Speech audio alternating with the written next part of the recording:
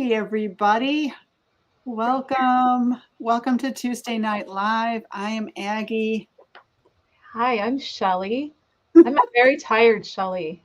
I bet you just cranked out a lot of work, girl. A lot of work. Busy You week. know, I just now got the email notification from YouTube. See, I think there's a delay with YouTube. I never know how long to wait before I start talking. Notification from YouTube. Oop. See, I think there's a delay. Oopsie.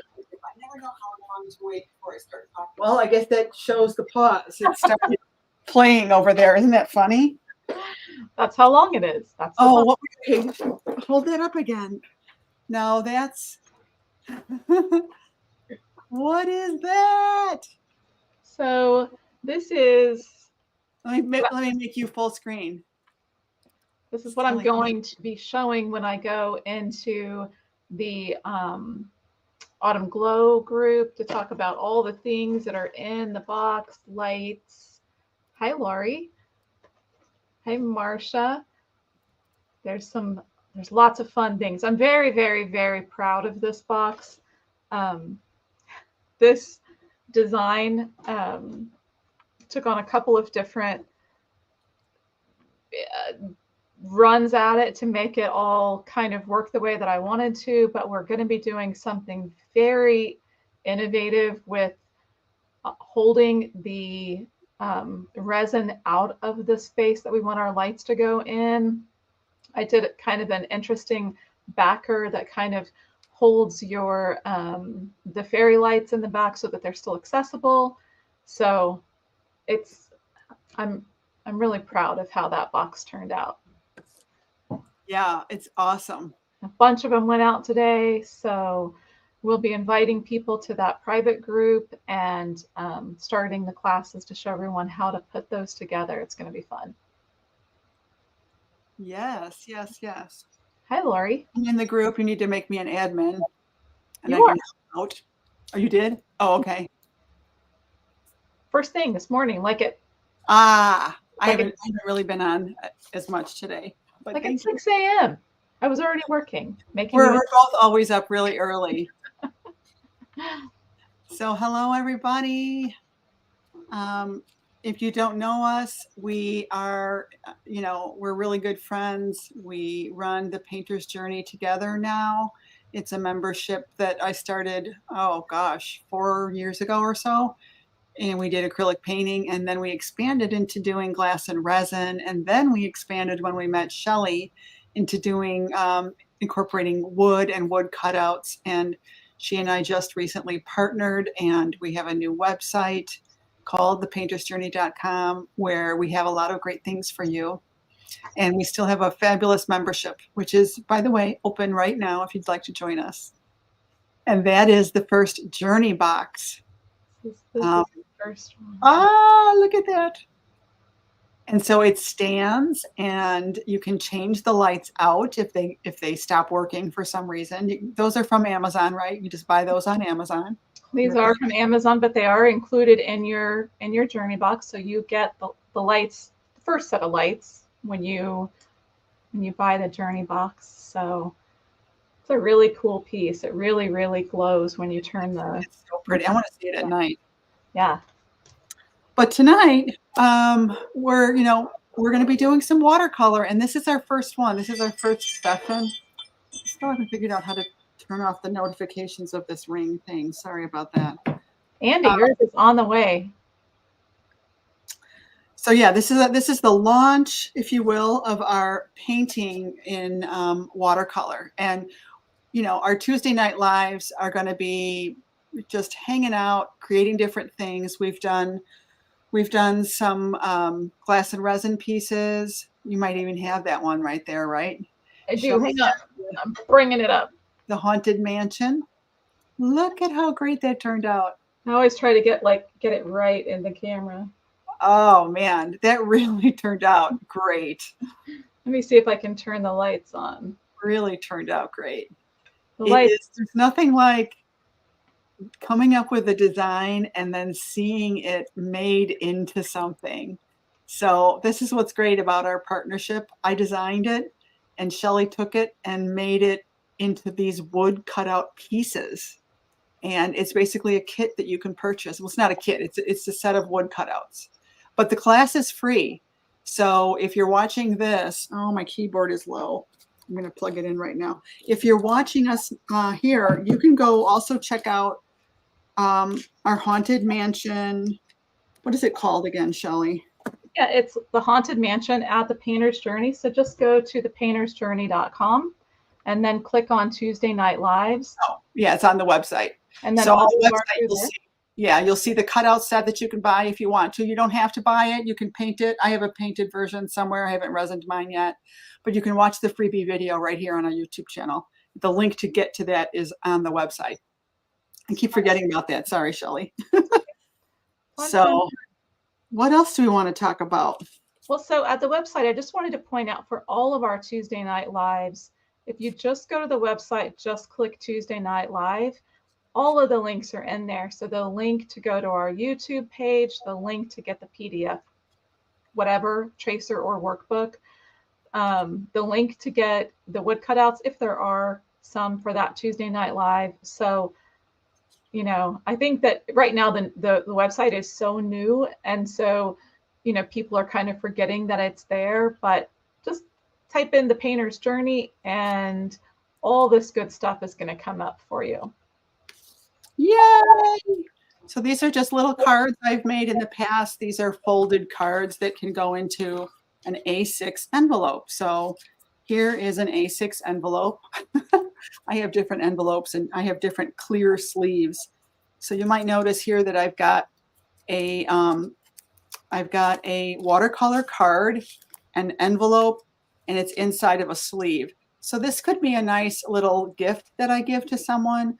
Sometimes I'll include these in my customer packages when somebody makes a purchase.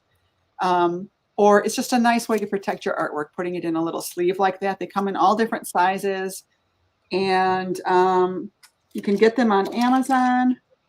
Here's like an A6 size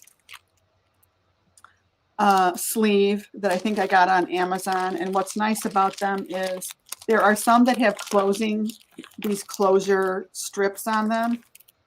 So it's a little pocket. I hope you can see that. Yeah. And it has this little, let me make this full frame.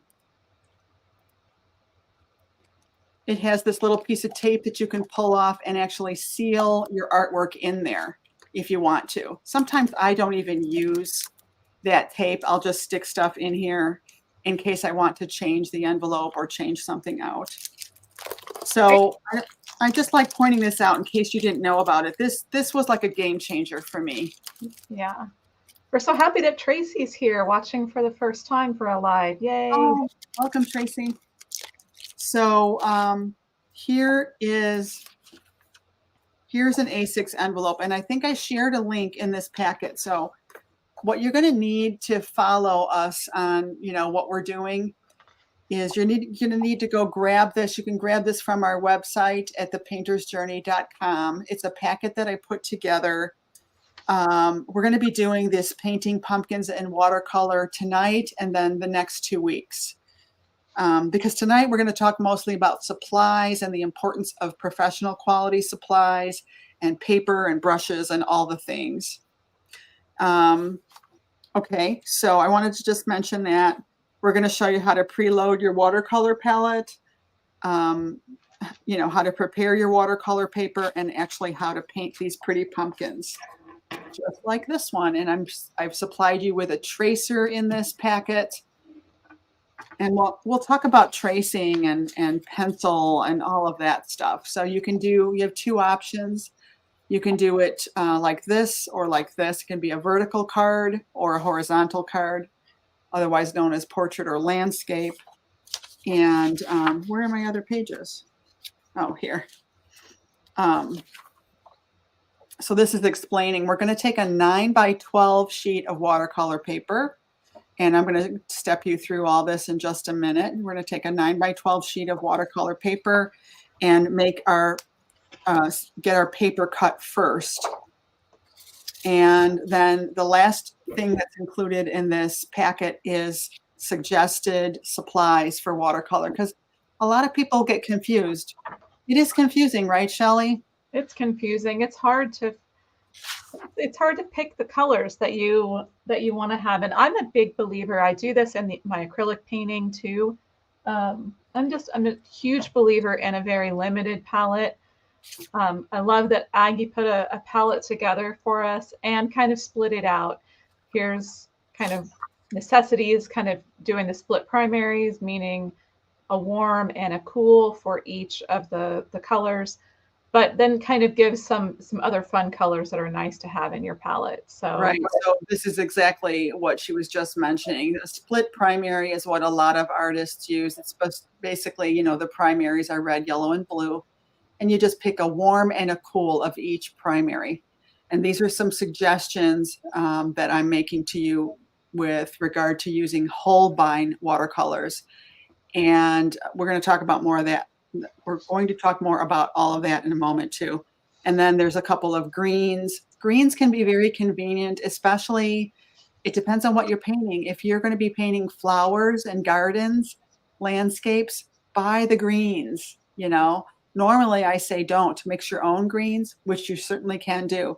But if just to make it quicker and easier, it's really nice to have sap green or something.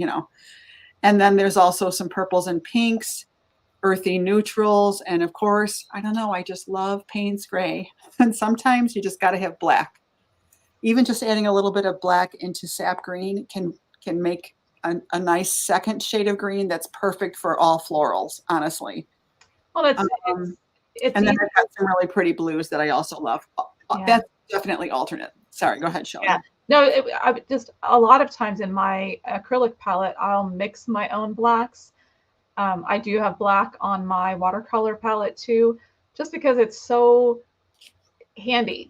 You just dip into it and do the thing without having to mix a lot of stuff. But for anyone starting out, go with a small palette first, because you'll learn those colors so well. You'll learn how the colors work together, um, and I think you'll have more fun. I come from Dolores loves Payne's Gray. I know we're like the whole painter's journey. We're all about the Payne's Gray at the painter's journey. But when I began oil painting, the initial oil painter teacher that I went to had like all these colors, like every color on the planet, and I was so confused about what is this color going to look like, and how is this going to work. And when you really kind of consolidate down to just a few colors, um, it can really open up a lot of horizons for painting, and your painting will go together because you're mixing the yellows from the other colors on your palette, and you're mixing the reds from the other colors on your palette. So everything kind of meshes and goes together better. So I really, really love just the small palette. And you can always build on it. Like Aggie has put some also loves on this PDF that she made. It's a great thing to put on your Christmas list, tell your husband, your daughter, your son, your grandchildren, buy me a $13 little tube of Holbein paint. I'll love it. Yeah. It's a great thing. Sorry. So thanks for filling. I figured, let me go grab a couple of other things. So we don't want to scare anybody off if you're on a budget and you just can't afford to buy these tubes of paint.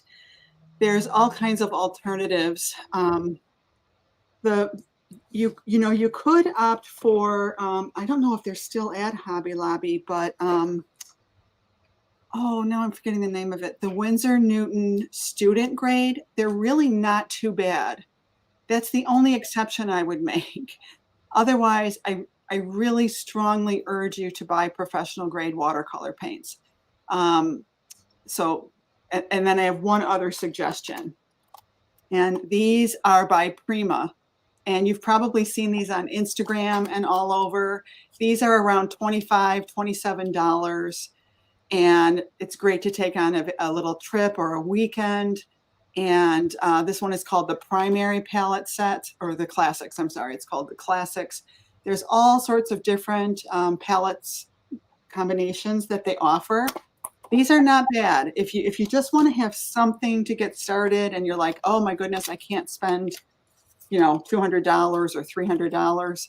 This one's called Shimmering Lights. These are just with mica in them. They're real shimmery and pretty. And they have little swatch cards in there too, sorry. And then I've got Pastel Dreams.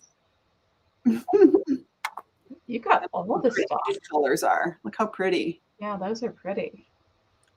I mean, you're not going to get professional results, but it's enough to kind of play around and get started. If you're just so brand new that you're like, oh, I don't know. Here's one I haven't even opened yet, called Watercolor Confections. So, and you can kind of see what colors are in there, kind of earthy. Yeah. So, watercolor is for everyone. We don't want you to be afraid or intimidated about it.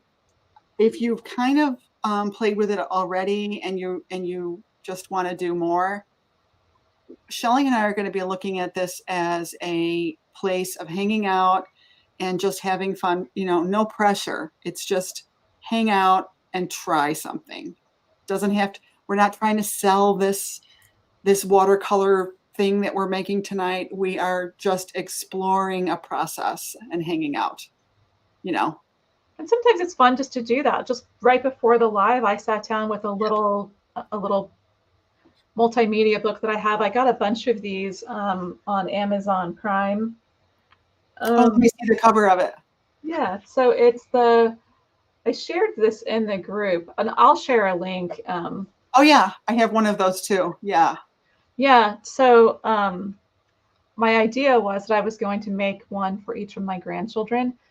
And, it has about, I don't know, 20 or 25 pages in it. I haven't counted it, but it's, it's not a huge booklet, but I thought it would just be something fun to doodle in, give it to my grandchildren. I'll sign my pieces and date them. It's not the super duper great paper, but it's fun to play in. And I know Aggie and I were talking the other day, both of us have been so busy with other classes that we haven't just sat down to play with our watercolors. So we're both a little rusty. It's a great way to, just get one of these little booklets, sit down and doodle a little bit. If you hate the piece, even in this little booklet, they're perforated. So just tear the page out and do the next one. It's just, they're just a great way to relax. Marcia says she has the Arteza 36 watercolor premium set, similar to what Aggie was showing. Yeah, so I'm familiar with that one. Are those professional grade, or do you know? Arteza does make really good stuff. Look, I've got some watercolor paper from them. Yeah. You'll know right away. You'll be able to tell if it's really richly pigmented and how it responds for you. And I would say, Marcia, the way to judge it would be get yourself one tube. Hey, Sylvia. Get yourself one tube at some point, no rush or anything. Get yourself a tube of your favorite color in Holbein watercolor, and just to have it, and then you can compare and you can see. I don't know if I'll be able to, maybe I'll take this out. I have it in a little sleeve so I don't mess it up when I'm painting. So I just did my swatches with the Holbein on the Good Arches paper. And it's just incredible. The saturation. Yeah, look at that. And what you get with the colors and, kind of letting it fade out with the water. It's just, if you're really wanting, and I didn't do this when I first started with watercolors, I did it in my journal. They were just kind of doodles for myself. It's a whole different ball game when you're using really good Arches paper. And Arches isn't the only one. There are lots of really good papers out there, but splurge on really. 100%. Yeah, it needs to be 100% cotton paper if you want to be able to really work with it. If you want to just do a one layer painting, quickie, one layer, then you can use the really affordable papers. You can even just use the Canson Excel watercolor paper that you see at Michael's. I've used that for years, you know, and for a lot of us, we might have expensive paper syndrome, if that's a word. I'm going to make up a new syndrome. Like, oh my goodness, this paper is so expensive. I don't want to work on this expensive paper. You know what I mean? We get that way, right? So if you want to just kind of get acclimated and just start out with a small pad of like Canson Excel, it comes in a blue. Here's what it looks like. Here's what it looks like. But this is not cotton paper. Okay, let me just point that out. This is the cheap stuff. It does have the correct weight. It's 140 pound, which is what we want. We want a heavy paper. It's almost like double cardstock. Mhm. Because when you're putting this much water on paper, it's going to curl. So it needs to be a heavier weight paper. So we're getting a few fun comments here. So Marcia says, I've only used the set once. The colors were very vibrant in the piece I did. Oh, great. Perfect. Great. And Glenna is here. Hello. We're excited that you're here too. Anna. And oh, hi, Jane. Jane has Daniel Smith and Winsor & Newton paints. I don't have any Daniel Smith, but I do have Winsor & Newton paints, and they are really fabulous as well. So that's awesome. And you know, you're going to find that you have your favorite papers. Arches is a beloved paper. If you have the paper syndrome, like you're just nervous about painting on expensive paper, use this just to get yourself, you know, for practice. It's good to have a pad of cheap stuff for practice. It is good to have the cheap stuff. I like the cheap stuff, but you know, even if you get one pad of the arches, you know, this is just cut from that 9x12 sheet. And so I was able to just go in and see how the paints react, see how you can, you know, use your brushes to lift that color and move the color around. It's a night and day difference. Yeah, because when it's cotton, it retains that water much longer. And that's what it's all about is having that moisture that's still inside of the paper. It soaks into the paper. Whereas if it's not cotton, the pigment sits on top, you know. That's the whole difference, to put it very, very simply. Yeah, and well, a lot of times we do practice runs. We kind of doodle on some cheaper paper, just kind of playing with color mixes and seeing what we like, and then take our piece to the you know, great paper. That's a great thing to do too. It's nice to have options, but I just love the amazing paper. Get the good paper. Okay, so I'm going to get started on the paper, and Shelly's going to cut her. You have 9x12 paper, right, Shelly? I do. So Shelly's going to cut her paper one way, and I'm going to cut my paper another way. You're gonna have to tell me how I'm cutting my paper. I'll move my. You want to do vertical or horizontal? Either way. Okay, so you pick. I need to get my cord out of the way here. So what I want to show you on the sheet that I've supplied, these layouts, there's basically a diagram. The dashed line is where it's folded, and the solid line is where it is cut, right? Did I do that right? I don't know if I did that right now. I think the dashed line is cut and the solid line is fold. I think you're right. I meant to do it the other way. All right. Okay, so when we look at the top ones are all the vertical. It's vertical. So if I take a 9x12, this one on the left, if I take a 9x12 and I want to have folded cards, I can only get 2 cards out of one 9x12 sheet. If I want to get 4 cards out of a 9x12 sheet, I can just cut it into quarters, cut it in half and half again. And then I would use the vertical tracer.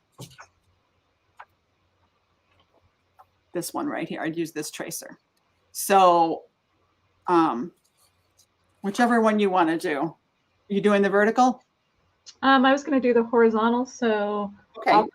I have a 9 by 12. This is 12 inches this way. I'll cut it at 6 inches first. Well, I'll just cut it at 6 inches and then score it. Yeah. And those are really nice to have if you decide to do a lot of cards. That is a really, where did you get that nice cutting system? So this is a Making Memories cutter. I've had it forever. It opens up to the big, full 12-inch sheet, but it collapses down. And have you made a lot of memories with it? I've made a lot of memories and cussed it a few times because you can replace the cutter that's in this kind of housing here. But I don't even know. This thing is so ancient. I'm not even sure that it's still available, to be honest. So I'm tearing a piece of paper out of this Arteza. I don't know if it's Arteza or Arteza. I don't know how you say it. But anyway, I'm tearing a piece out. And you can kind of feel the paper feels like different. It's got something called sizing on it. And I think there is a front and a back side, so you might want to be a little bit mindful of that. So I'm going to try and keep the front side up. And I'm going to do the vertical ones. So I'm just going to basically find the halfway point.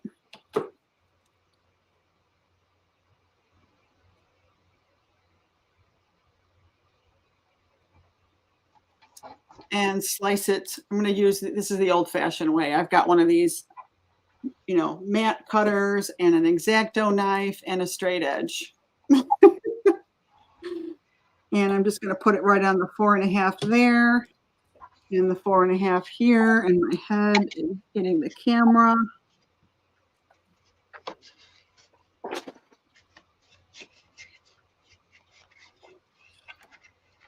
This is a dull blade, I can tell. I didn't write down that you need this stuff. I forgot.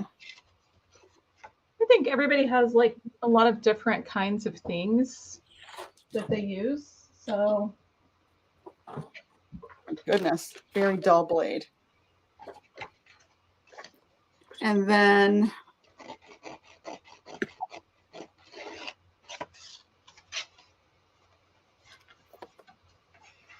I'm going to make 3 cards. This one I'll fold in half, which I guess would be a little bit strange in this envelope, wouldn't it? Oh, maybe not. It'll be like a tent card. It'll stand.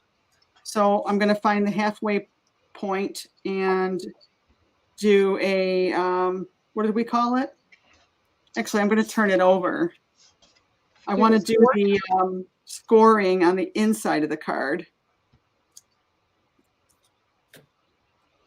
So half of 12 is 6.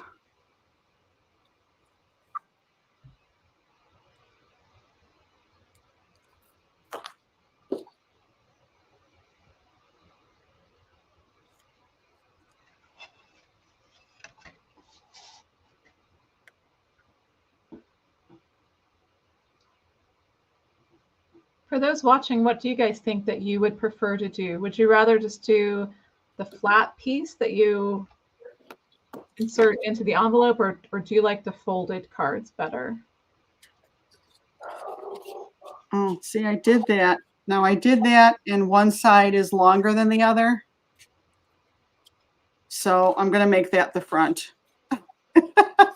I was off a little bit, but that's okay. It takes a little practice, and it's hard to do live. It's just, I don't know. Hard to do live, yeah.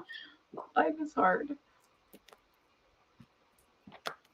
Oops, oh, I got a little mark on there. It's also good to have a kneaded eraser. I love the kneaded erasers. Yeah. I actually had to run up and get mine when I was doing the sketch. And you definitely want to make sure that you don't have lotion on your hands or oils on your hands to transfer onto the watercolor paper. Okay, so there's my my folded card. And now I'm going to trim this one in half to have a non-folded card. For anyone who doesn't know about kneaded erasers, one of the great things about these is that they don't leave the little shedding stuff on your pieces when you use them. Yeah, they don't shed. Yeah, I love that. And when you get lead on them, you just knead them and work the lead in, and you're good to keep going. You can pinch them to fit into little spaces. We use them a lot to kind of roll it into kind of a tube, and then you can roll it across your piece, especially for this kind of a watercolor piece. You don't want to have too much lead on the surface that can kind of show in your watercolor later. So these are great to kind of roll across and lighten any sketch marks that you have. And Marcia says that she picked up a Strathmore pad in Michael's today, 140 pound. I've never cared for Strathmore. I don't know why, but that's just me. Yeah, I'd like to hear how you like yours, Marcia. Let us know. Let us know. Okay, so let's see what you've got. You've got 2 cards there, Shelley? So I ended up I would have 2 if I folded the other one, but I just ended up doing, I cut it at 6. So I have like just a half. It could go either way. You could do it vertically like this, or use it in the horizontal. Right, there you go. So, and do you have any envelopes? I do. I have fun envelopes just like Aggie. Yeah. So that fits in there really nicely. Yeah. Or these single cards fit in there really. There's plenty of room. You want a little bit of leeway. Leeway is your best friend. Leeway. Yeah, I could do that. I could do my other one in just flat cards too. So now that we've got our cards, and you could just go ahead and cut yourself a bunch of cards, have them ready to go. This could be something you do on a day when you're not feeling too terribly inspired to paint. Have these cards ready to go. You could even go ahead and put them with an envelope into a sleeve. I've done that. I've got sleeves. I've got card sets sleeved up and ready to go for when I'm really inspired to make cards. And it's actually a nice little gift to give somebody too, if you just want to give somebody a little something. I've gotten a few of them from you. Yeah. Over the years. I love them. Yeah. So now we need to put our design onto the watercolor paper. And you can just go ahead and, you can draw it by looking at it, but I like to actually trace. So I did give you a tracer, and what you would need to do, now Shelley drew hers. Look how pretty that is. Yeah, I just sketched mine. You can, and what kind of pencil did you use? Probably, I would use something really light. Yeah, like, I don't want to tell you. A 2H or something like that, and do it as light as you can so you don't see it too much, because once you paint with watercolor over a pencil line, it's locked in. Yeah. Or that could be your style, that we see the pencil line. Nothing wrong with that, really. I actually kind of like that sometimes, depending on the style. Yeah, I don't mind it either. I just used the pencil that was on my desk. I didn't get out my drawing pencils. And there's a really good trick that Shelley's using. Rolling your eraser will lift that extra graphite off. So I'm going to grab this light box over here. So if you don't have a light box, they sell these light boxes now at Hobby Lobby. They're not terribly expensive. They're not cheap either. I don't know, like $30, $40. But again, this can come in so handy for you. Now, if you don't want to do this, you can also just put your use a lit window. Turn the lights off inside, and stand in front of a really well-lit window, right? Yeah. I used to have a light box. I think one of my children maybe stole it from me. Yeah, that's what happens with kids. I don't have it anymore. Steal stuff, I right? used to have a cool lighted photo thing. One of my children took that.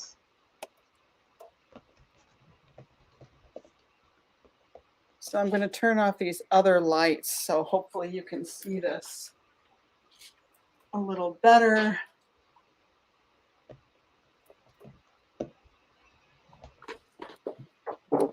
And I'm just going to go ahead and put my tracer down on here. And you can see how easy it is to trace that then, right? Yeah, I'm kind of surprised it shows up that well through the thick paper. That's pretty cool. Now, I've seen some artists use, like technical pencils. You can certainly do that. It's totally up to you. You might want to tape this to the paper so it doesn't move on you. So let me just grab. Now, when it comes to tape, I don't have one all figured out.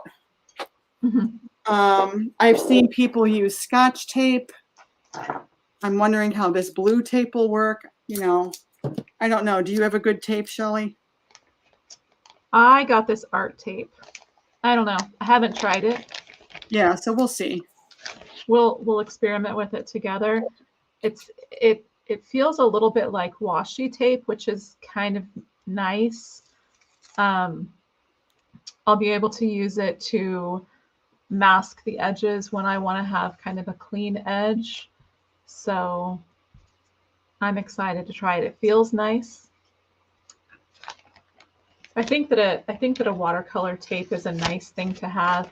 If you're doing a full, a flooded piece and you want to have the nice white frame around it, that's kind of Yeah, it really is nice. A nice tool To tape the edges off, and then at the end when you remove it. Yeah. I like watching that on TikTok. They remove the tip. It's like, oh, look at that. So may have been doing that at 3:00 this morning, just watching watercolor TikToks. Really? Oh. I slept really good last night. I didn't wake up till like 5:30 this morning, which is like really good for me. My husband's been unsettled lately, and if he is up, then I'm awake as well. So. Yeah.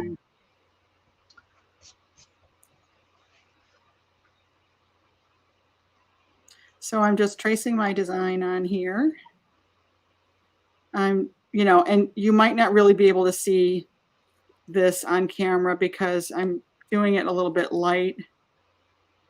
Yeah, light is good. Well, and the other thing with these papers is you don't want to score the paper with your pencil. You don't want to leave those indent marks. Oh, that's a good point.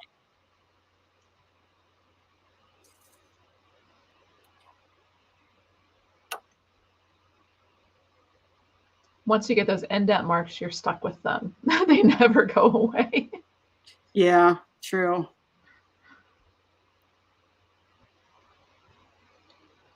I'm even going to put just a few of the vein lines in here. Now, so comment if you would, have you done any watercolor ever? What has been your experience? I would love to know. For me, I think that watercolor is just one of those fun things to get out. It doesn't, it's not like acrylics where it's going to dry on your palette. Whatever you mix, you'll be able to, reactivate that with a little bit of water, come back to it if you get pulled away for one thing or another.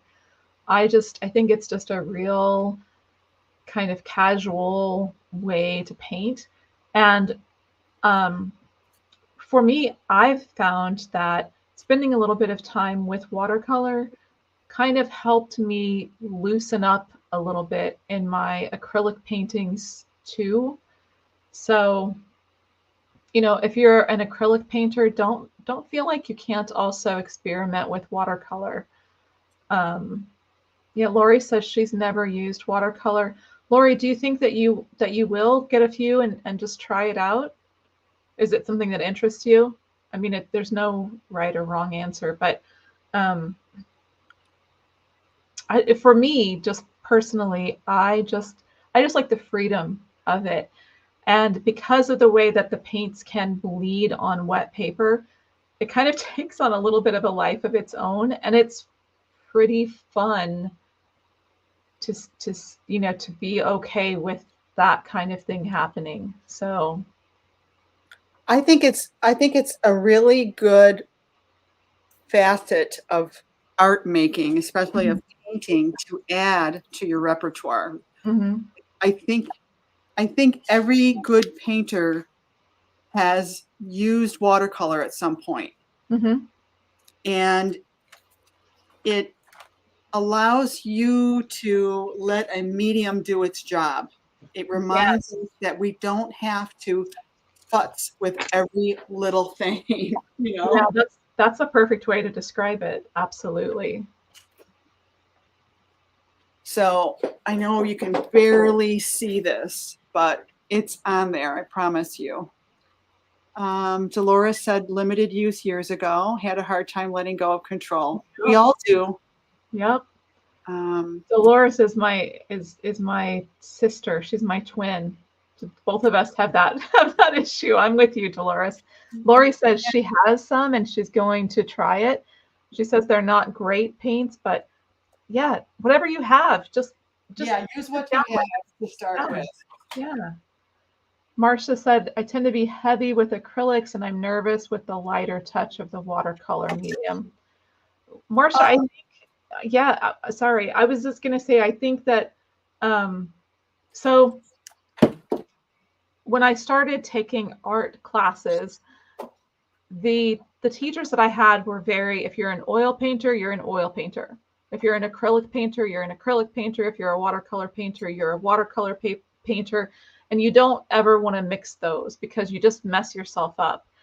And as I've gotten older, I feel like it's such a wrong attitude to have because one, any number of hours that you spend driving a paintbrush will help your, the memory coordination of your hands doing that.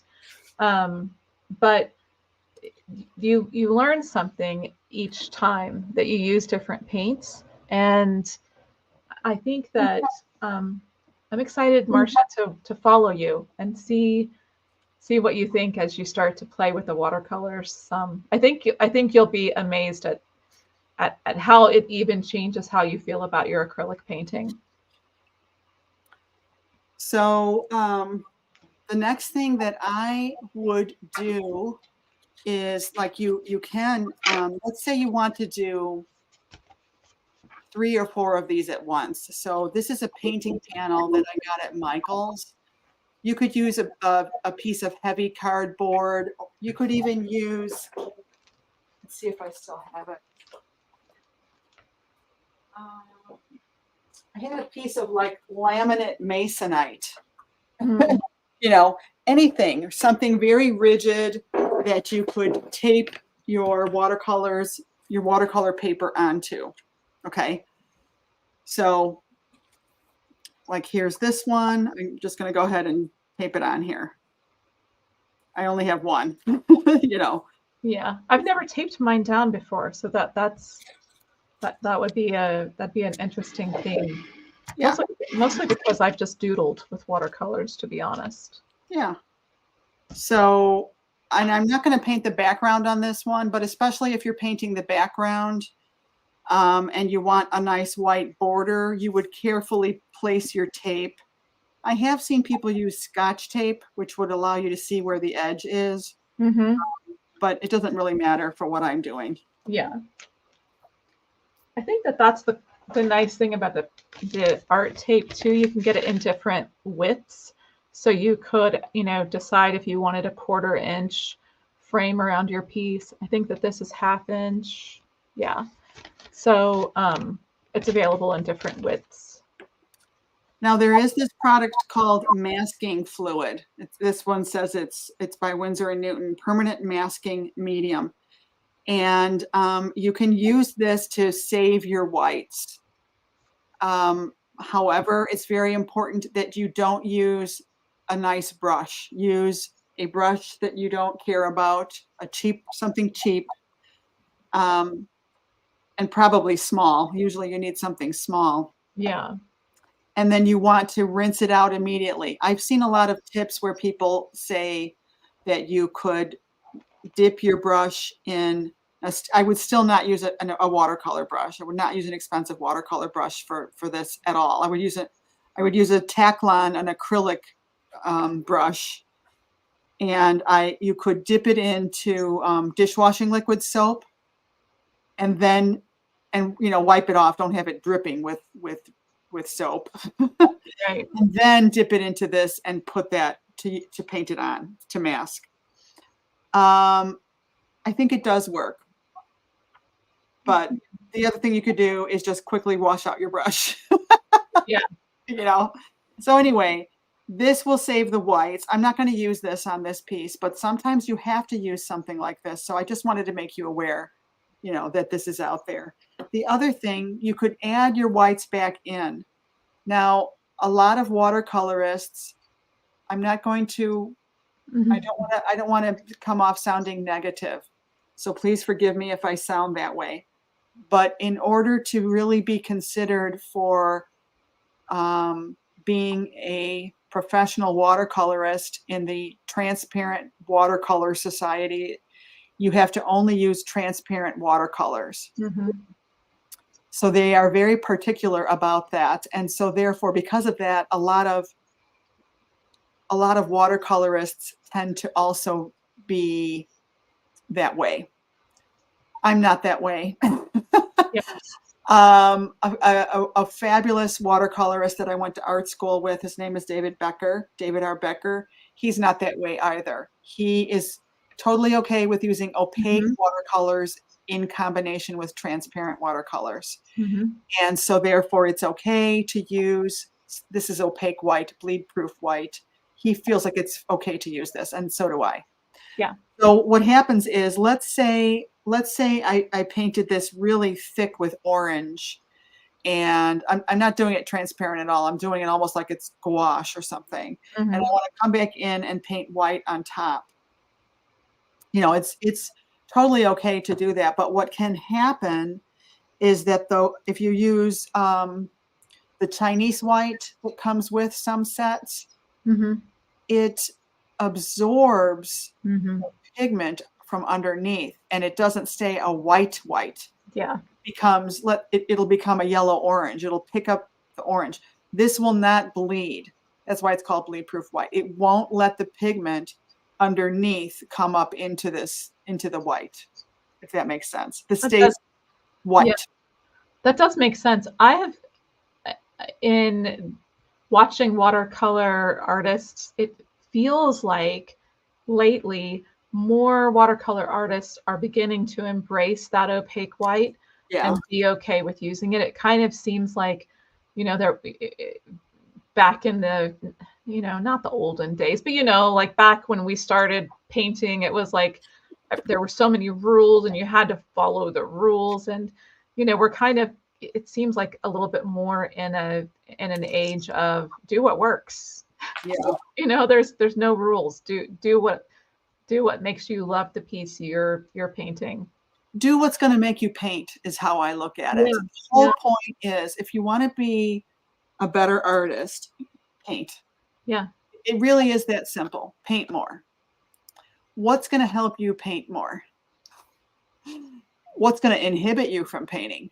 Yeah. One reason why I like watercolor is you can have a little desk in your house somewhere Mhm. and have this board with this watercolor paper taped to it.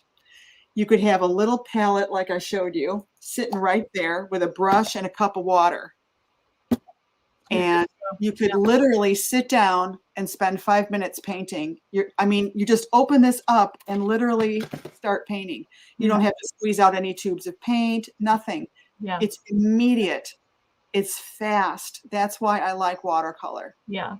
So it is worth considering. I think that the other thing that's cool about watercolor, and I don't know how our friends are that are watching, but I was originally an oil painter. When I had kids, oil painting came to a screeching halt.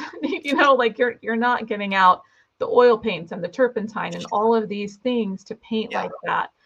If I I'm a former oil painter as well. yeah. I took lessons with Nancy Medina for like 5 years. I got kind of to where I just didn't like the smell. I didn't like all the cleanup. Mhm. It was too much for me. Yeah, I it's a just lot.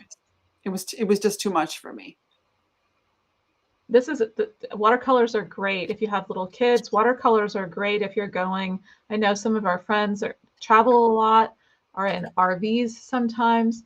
This is a great medium, and please don't underestimate how much you can improve your art by just getting in some hours of paintbrush time.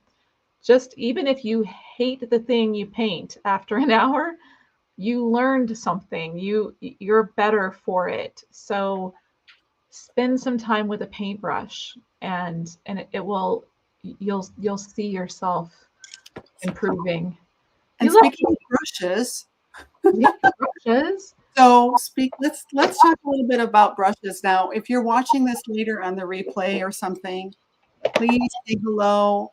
Um, let us know what you are working on. Let us know what brushes you have. Do you have any questions about brushes? I'm not that I'm an expert or Shelley's an expert, I'm but so between the two of us, we have a lot of brushes. I'm Okay. kind There of a might be one you're curious about. You might be wondering, well, how do I judge a good brush? First of all, let's just take a medium-sized brush, like here's a size 6. I would consider that medium. Would you, Shelley? yeah, I think a 6 and 8, something in there. Yeah. So, and again, just like with acrylic paints, there's no standard size 6. Right. It's like clothing too, it's different by the manufacturer. So Definitely. here's a Princeton Heritage 4050R series. And this is just a good workhorse brush, really good watercolor brush. I think these are the ones that I recommended just because they were on Amazon and they were easy to find. You don't have to buy those.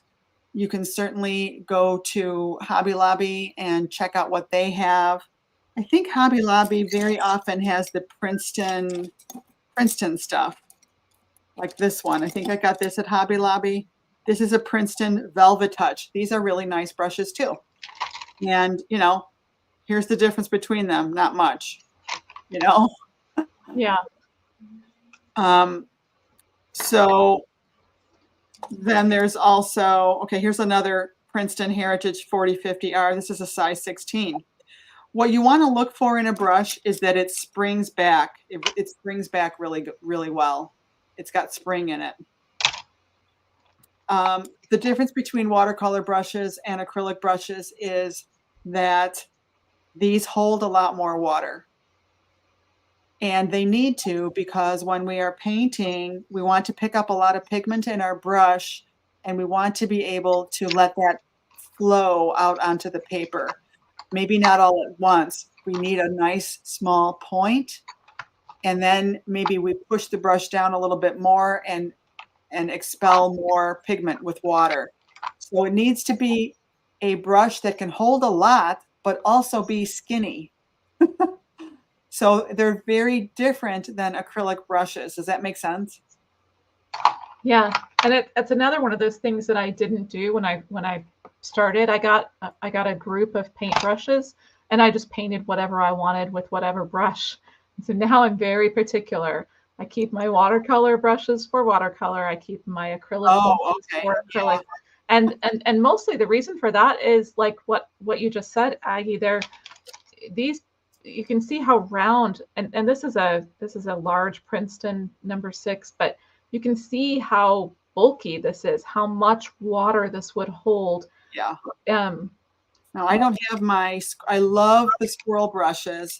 I don't have them here right now, but Those are like mop brushes. Those are really fabulous. They really hold a lot of water. And I'm going to grab a couple of watercolors to show you.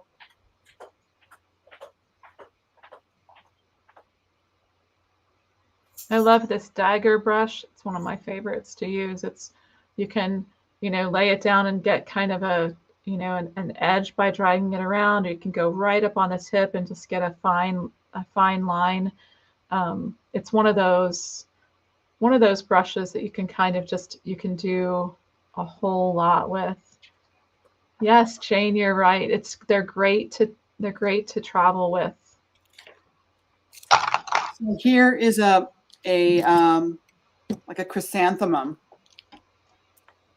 And you can see that it basically, some of these strokes are kind of all pretty uniform, but you can kind of tell that these strokes were all happening all at once. Like I continued the brush.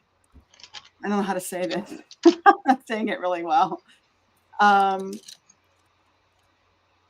I basically did like this and continued with one loaded brush to do these strokes. That's that loose. It takes a while to get, believe me, they didn't turn out like this when I first started with them. Here's one that I did when I was still warming up, and you can see it doesn't have as spontaneous of a look as this one, right? No, but it's beautiful still. Yeah, I mean, you can tell that I went in and filled in more. I wasn't as confident. Yeah. It takes courage to leave those white spaces like that and not go back in and second guess yourself. But that's okay. That's going to happen. Here, I've got a lot of variation in, but you can see that I was able to do a lot of strokes from one brush load, I guess is what I'm trying to say. Yeah. And when you've got a squirrel brush like that, the one that Shelley was showing, you're able to do that much. That's how you're able to do that. And I think that that's another good point on what watercoloring. One of the things we talk about a lot in acrylic painting is managing your brush, managing the paint that you have on your brush. When you watercolor like this, you learn even more about, a sense of what's in your brush and how is it going to work. Lori said she got the Artegria squirrel brushes. Lori, I really like that set. I think you and I talked about that in the Painter's Journey Messenger. It's a nice set for not a whole lot of money. Jane, you're absolutely right. The watercolor brushes last a long time. Yeah, they do. I had a friend sleeping over, and I had left some watercolors out, and I have a couple of brushes that are super expensive. Oh no. And of course, she picked up one. I think it was a $65 brush. I mean, to me, that's expensive. Yeah. And she's like, well, can we do some acrylics too? And she had that brush in her hand. I'm like, not with that. Well, I think I scared her. Yeah, you know what? I think with watercolors, we're just much more gentle and flowing with the brushes. They last a long time. I feel like with some of the acrylic brushes, especially as I'm painting some of the wood pieces, I'm a little harder on those bristles as they go around some of those things.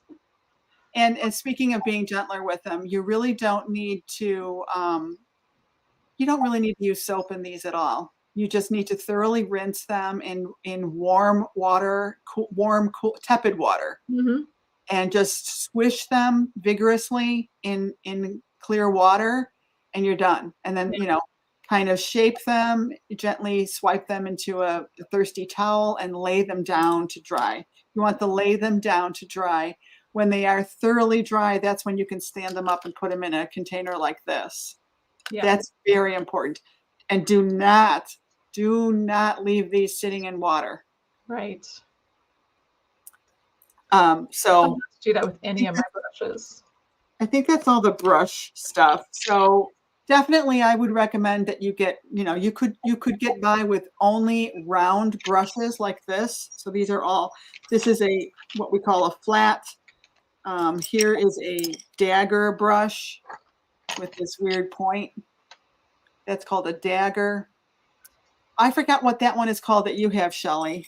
I call it a cat's tongue. Is that what it's Cat's called? tongue. I think that's what it's called. They're calling it an oval wash on the Okay. on this. I call them cat's tongues. You could definitely get by with only rounds if you wanted to, and then I would recommend that you get like a size 2, a size 4, 6, 8, maybe even a 12 or a 14, and also a liner brush. And of course, I don't know where my liner brush is right I now. was just holding up. I've A got liner brush has longer bristles. That Shelly's got it in her hand right there. Liner brushes really come in super handy. The other thing that you might opt for are called water brushes. You have these, Shelly? I love, love, love, love, love water brushes. I love water brushes. I, Yes. when I first got water brushes, I felt a little embarrassed because, I was like, well, maybe true artists don't use these. But wow, I took them to the beach before the pandemic, the last time I went on vacation. And my mother-in-law ended up Yeah, grabbing some and painting too, and it was such a blast. You just they're kind of so handy. squeeze out the water to rinse them out, and then dip back into the next thing. Love water brushes. I got some somewhere. Where are they? I think I have mine upstairs. I don't even have mine here. So I have 3 sets of water brushes that I'm going to send out. How should we do that, Shelly? I guess I'm going to ask you guys to hang out till the end. And how do we do that? Well, I have an idea. How do we enter to win? How about we announce it today, and then it would be nice to kind of have, we could give one away tonight. You could just comment #waterbrush, and then we can pick a random comment. Sounds good to me. And then we can maybe do it. We can give some more away next week.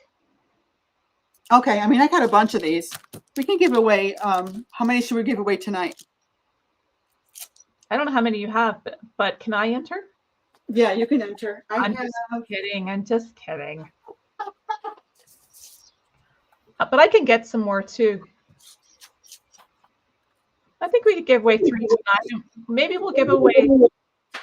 Maybe we'll give away 3 one of them. Why don't we give away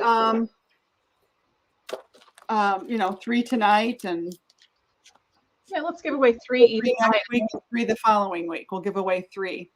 Yeah, I'll get some too, and we can give 3 away our last week of this, because we're doing the watercolor for 3 weeks. So we'll do the giveaway each live that we have. Yeah. Okay, so don't let me forget about that. So let's see. So this is what Aggie always does to me. Aggie's always like, "Don't let me forget." Any questions about brushes, you guys? Let us know if you have any questions about brushes. Here's the smallest brush in history. Look at this one. I forgot I even had this. Can you even see it? Look at that. I love that. I love little tiny brushes. I'm a little tiny. I'm into the details, so I'm all about that. For all of the years of painting, one of the things, oh, sorry for shaking the camera. One of the things that that no one ever taught me in all the classes that I went to was washing brushes and reshaping them. So it is your brushes will behave so much better if you just kind of pinch them out, wash them, kind of reshape them. They'll it's not hard. Better for you. Now, so here is an old palette of mine. The other thing that we are going to recommend, and you either love this or you hate it. Mm-hmm. Have you ever done swatches? I love swatching. Yeah. We are going to recommend that you do your swatches. I Oh, go ahead. Yeah, I think that, I had so much fun with my swatches, I know. and I love being able to see the colors down on the paper. I would recommend doing a swatch for your favorite paper types. So if you use 2 or 3 different kinds of paper, Oh, good idea. Wow. swatch on those different papers because it's going to look different depending upon, which paper you use. So maybe make a notation on the back which paper that swatch is. I just put this in a sleeve, just to protect it. I like being able to open it up because I have a few more spaces I can add into this palette. So it's nice if you can open it up and add more colors, but love swatches. They're fun to do. So the other thing I want to recommend is that you get, now if you're in the painter's journey, you know I love these water mister bottles, which I've managed to get acrylic paint all over. You might want to even get yourself a small, tiny mister bottle. They even have them at Dollar Tree. But what you want to do, and I can't do this on camera, I'm going to pull this palette off to the side because I don't want to mist water all over this surface. But what you want to do is wake up your watercolors by misting them. So I'm going to go ahead and mist mine. This is a nice bottle.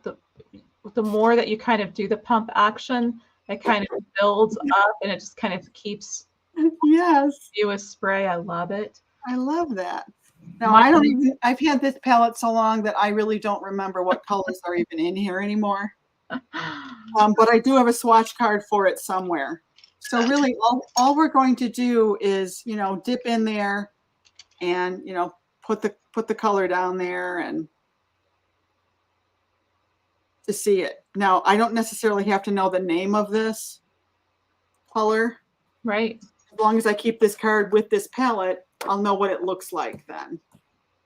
So what I'm going to do then is I want to get a watered down version of it. So I'm just going to wipe in my paper towel first, rinse, and now I'm going to add water to this. So kind of what Shelly showed you on her card. She's got it concentrated, mid-tone, and really pale.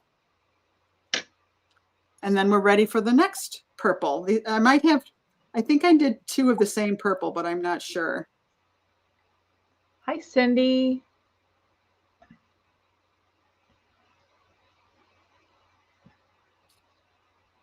Hey, Cindy.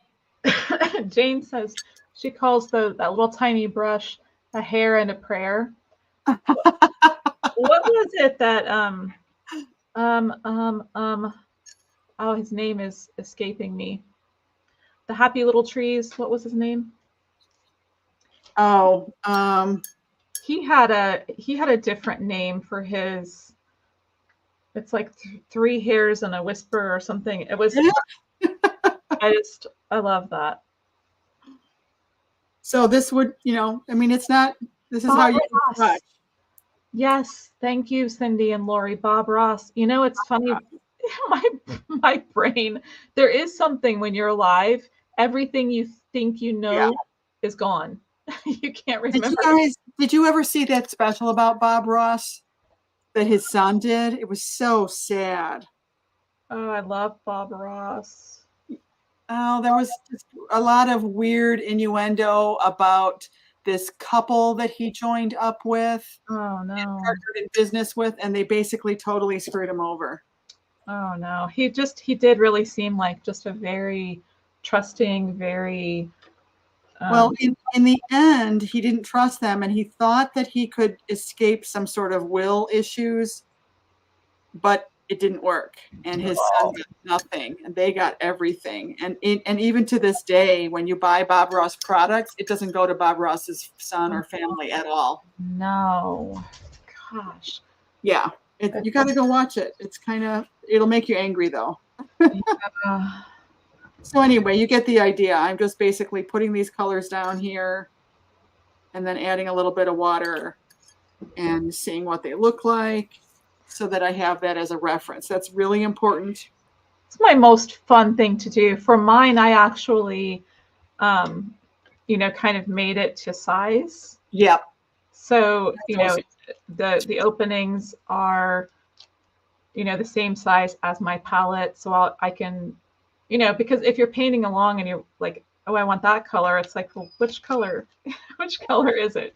So it's Yeah. nice to kind of have them to size. If you want to go to that, it's not mandatory, of course, but if you want to go to that level, that's how I I did. have mine like that somewhere, and we'll do a lot more fun stuff. Like I've got one with these triangles where we put 3 primaries and then we kind of blend them together. Oh, I think it was something like, okay, so here's a blue, right? So I'll put the blue here in a circle, and then I'll get a yellow. And you could choose whatever blue and yellow and red that you want. So there's my red. And maybe I want to use this yellow. I don't even know what it is, like I said. Put that there, right? So now what we're going to do is add this water line connecting these two together.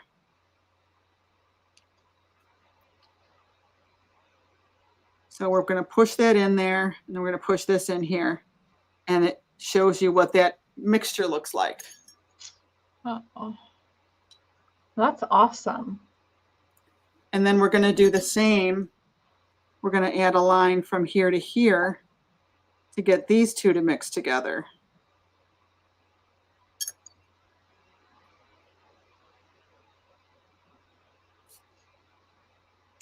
Rinse your brush out, and then we're going to do from here to here. I love that.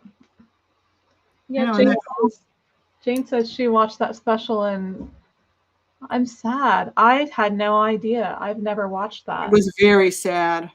I feel like maybe I'm going to save myself and not watch it. You might not want to watch it, honestly. You can still watch some of his. Is it on Netflix? Maybe. Oh, I don't know. Oh, watching him paint and everything. Yeah, I mean they have some of his series. Yeah, I think so. So then you might decide this particular, like, look at this beautiful gray that I got from this blue. It's like a gray purple. Yeah. This particular red with this particular blue. And look at the amazing lime green that I got from these two, so, and then you could basically just take this color and put it over here. Oh, I had a water drop come down and kind of ruin it. Okay. Put it right here. I can barely see it. And I can take this color and put it right here, the orange that I made, and then I can take this green that I got, put that here. So those are my secondary colors. That is cool. I like that. All of these things are fun ways to sit down with your watercolors and have no stress. You don't have to be worried about, I'm trying to create this, magnificent artwork. You're just sitting down and seeing how the colors work together. It's awesome. Exactly. So the next thing I wanted to talk about, and I know we're probably dying to paint. If you're dying to paint, do the swatches. Yes. It's a great way, and I really want you to do the swatches, because another thing, the water cup, I want you to get yourself a water cup that you use every time you watercolor. I want it to be the same jar. Glass is good because you're less likely to knock it over. Not too tall, so that it's easy for you to do the quick rinse, wipe off on the rim, and come back to your painting. This becomes muscle memory. The rinse, the wipe, and get back to your painting. You want to always have the same water cup. I think that's a great tip. I use a great big kind of pitcher when I'm acrylic painting, but I'm not in my water hardly at all when I'm doing acrylic painting. For watercolor, it's a completely different beast. So you're absolutely right. Having a shorter dish that you can kind of just keep going into Makes a whole lot of sense. Now I'm on the hunt. Yeah, now this is this is that really fabulous French jelly, Uh-huh. you know, I forget what it's called. I like These that. they're pertinent, and also it's a good idea to have 2 of them. I can't find my Hmm. second one. I don't know where it went. Yeah, you're right. It's a good idea to have 2 of them. In theory, I try that, but I wind up only using 1, Yeah, and I make that one really dirty, and then I go to the second one. yeah, The idea is you rinse in 1, and then you rinse in the second one. But yeah. whatever. If I don't do it perfect, it's okay. I don't It's think you guys are okay. gonna tell the watercolor police on me, are you? I can walk to the sink and get some clean water if I goof it up. Right, right.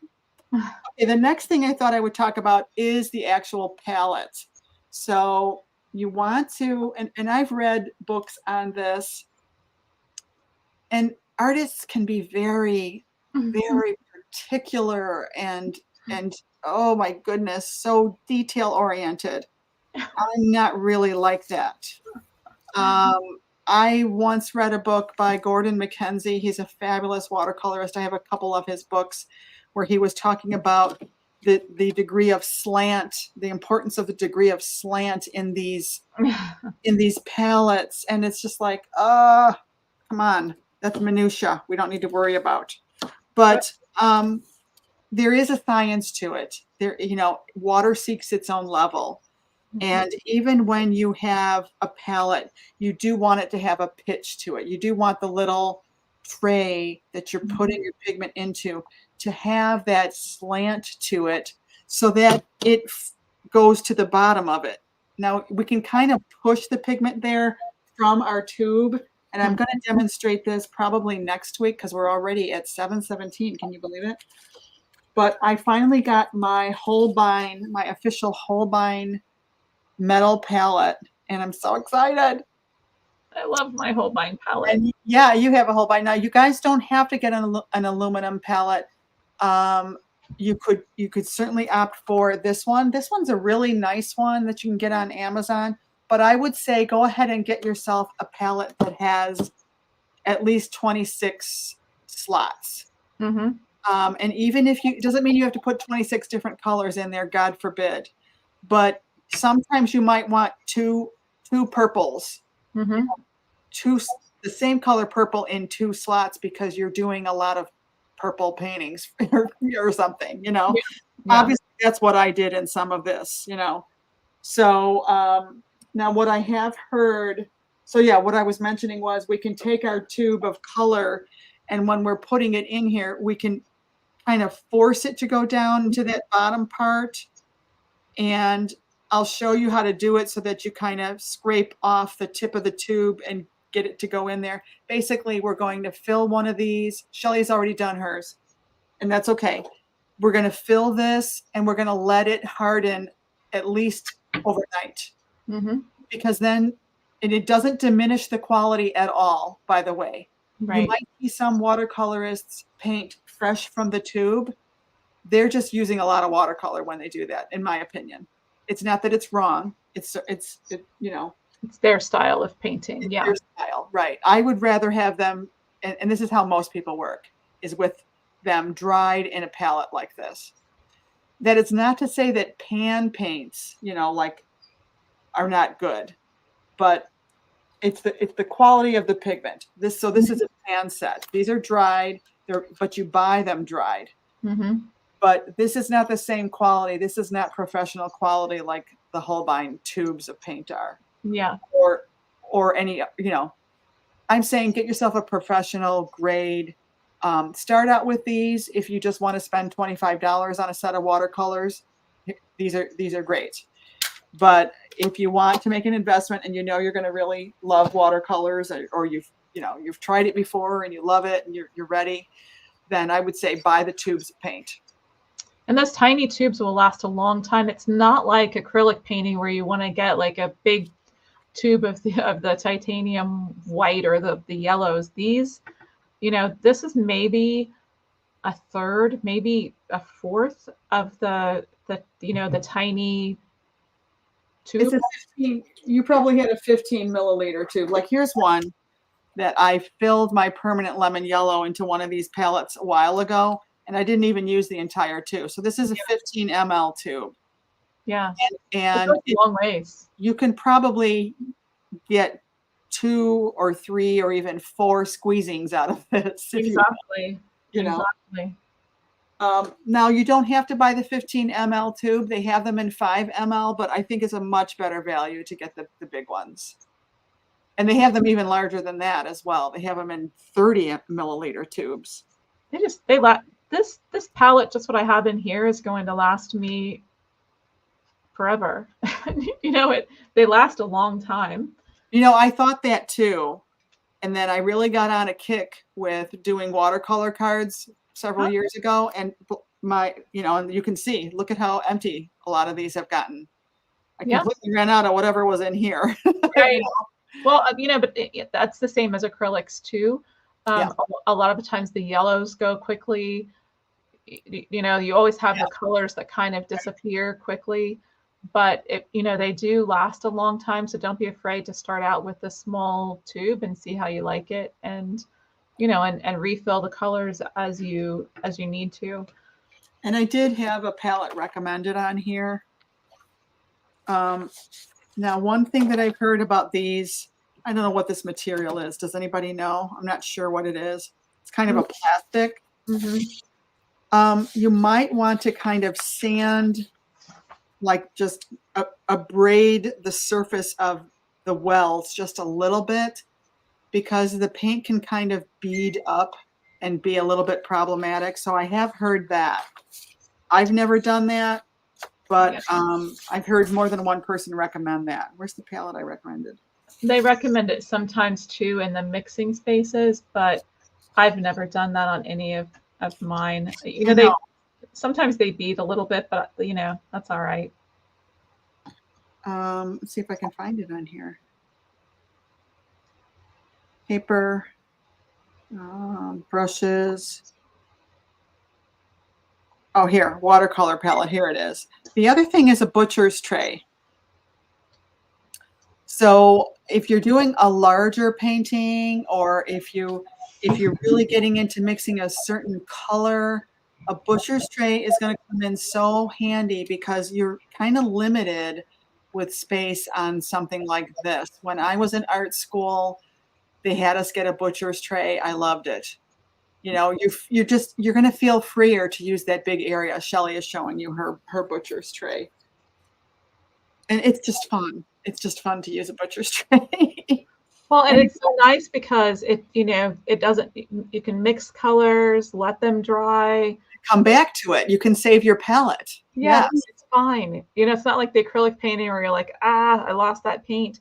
This, right. You just reactivate it with water and go again. So you can see how big that is. It's nice.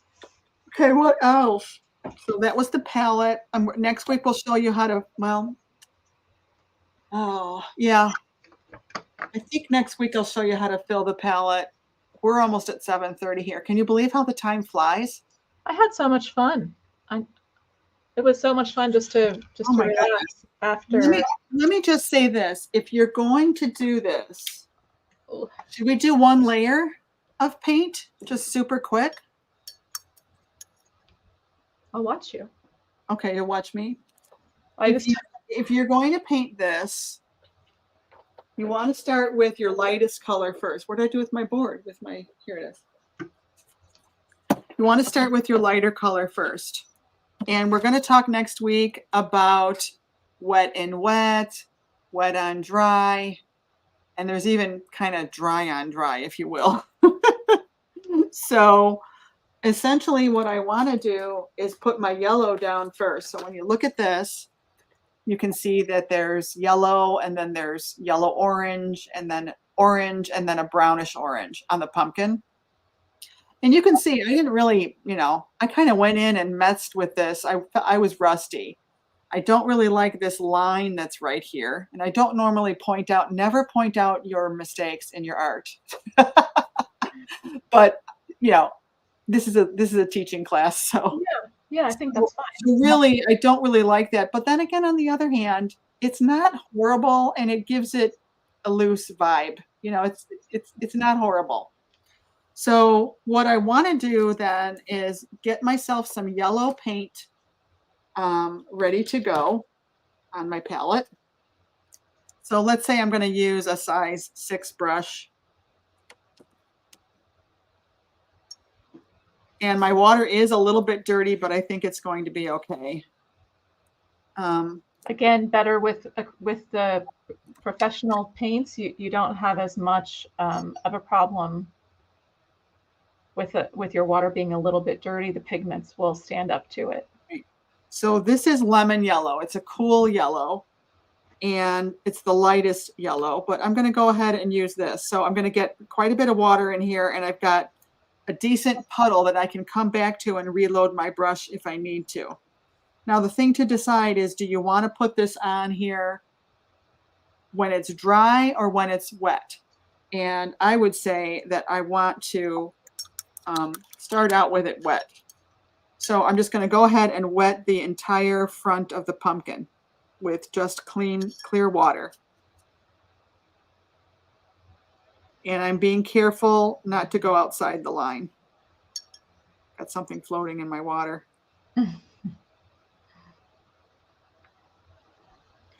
And one of the things that you're going to get used to doing is looking at the sheen of the paper. So if I kind of tilt my head over to the side and look at it from the side, I can see that the first strokes of water that I put down are already dry. I mean, not dry, but they don't look shiny. So there's super duper shiny, and then there's shiny, and then there's, oh, wow, it's not even shiny anymore. You know what I mean? Yeah. And that heavy paper will take more water. So now I have it all wet, and I'm going to come back in and grab my yellow paint. And I'm going to save that white in the middle, right in the middle.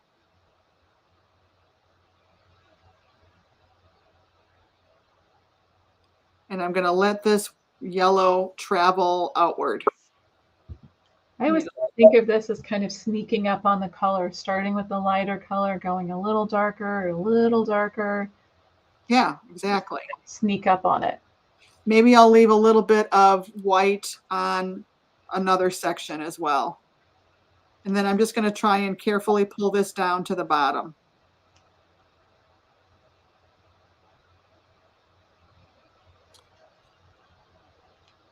Friends, if you're watching, don't forget to comment #waterbrush if you want to be entered into our drawing. We're giving away 3 of the water brushes this live, and then come back the next 2 weeks. We're going to give away more brushes.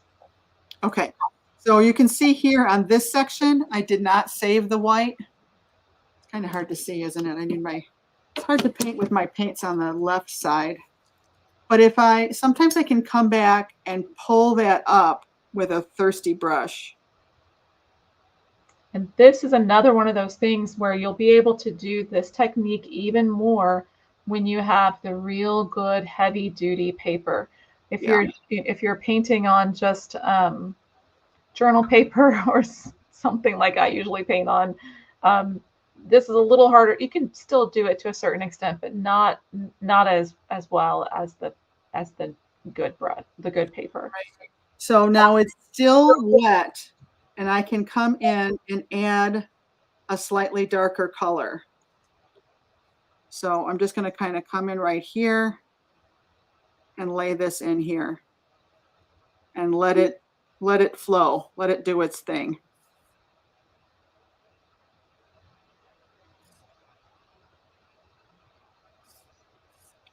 And I'm probably going to just stop with this. But because it was still wet, I thought it would be a good opportunity to go in and add this. It's so fun. It's just, there's something magical about watercolors. It makes me want to get the painting. I mean, look how it blended. It just blended that all on its own. So cool. So they call it, you could even add just a tiny bit more, and I promise this is it. I'm going to go to my next darker color, my orange.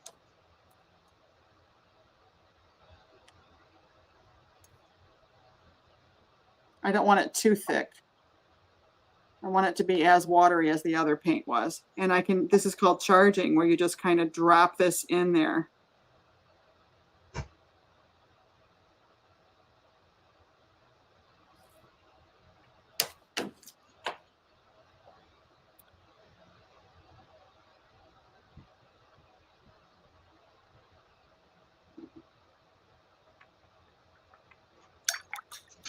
Rinse your brush out, and then we can just kind of help it a little bit. Now you don't want to go in and do this over and over and over again. It's an interesting little pop sound. What is that? Was it me? I was making a note to myself. Pulling this one down. Should we pick a winner now or later? I think we should pick today's winner next live. Okay. Give the people who watch our replay a little bit of a chance to. That's a good idea. Enter too, and then next week we will announce this week's winner. So there we go. That's like an initial layer. And of course, you can see how I just kept doing that over and over again to get to that point. You can see how quick very quickly you can base in. Yeah. Beautiful pumpkin. Same thing for the leaf. I would start with the lemon yellow, the cool yellow, and then go to, I basically just first I used the lemon yellow, and then I used a little bit of this and a little bit of this, and then I added the orange at the end. And some burnt sienna would be beautiful in there. I don't know if you have burnt sienna on that palette, but I ran out of it on the palettes. I have it on mine. I love the burnt sienna. I love burnt sienna on a lot of nature things, flowers and animals and stuff. Burnt sienna is awesome. Yeah. I like burnt umber too. Oh yeah, I have that on mine too. So it's almost like burnt umber is the cool version of burnt sienna. Mm. Yeah, it is. It's bluer than. Thank you so much, everybody, for joining us. I might even come up with another pumpkin sketch for us to do too, so that we have all kinds of cute little pumpkins. I had a great time sketching that. I sketched it. I know. Let's do your sketch again. It looks so good. I kind of lightened it, but boop. Oh gosh, that's amazing. Oh, now I see it. Yeah, now I see it. The kneaded eraser really works good, but it was fun to sit down. I was racing around all day sending out the autumn glow pumpkins, and got in here and turned on the cameras and just had fun sketching. It was a lot of fun. So I'm excited. Next week we'll come in and both of us will be painting, and we'll fill the next couple of weeks with just painting some amazing pumpkins. Thanks, you guys. And by all means, if you still have any questions at all, post them in here. We're happy to come back and answer you. And we hope we'll see you again next week at the same time. So it's Tuesday nights at 6 Central.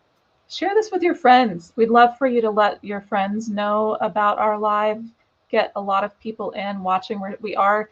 Thank you, Dolores. We really are sharing a lot of great information here. We'd love to have more people joining us. So tell your friends about us and let them know they have a chance to win some things sometimes. So we can't wait to see you next Tuesday. Sure. Tuesday Night Live. We will even give away some paint eventually too. We'll buy a few really nice tubes of Holbein paint for people to possibly win. All right, my friends, have a good evening. Thanks for joining us. Bye.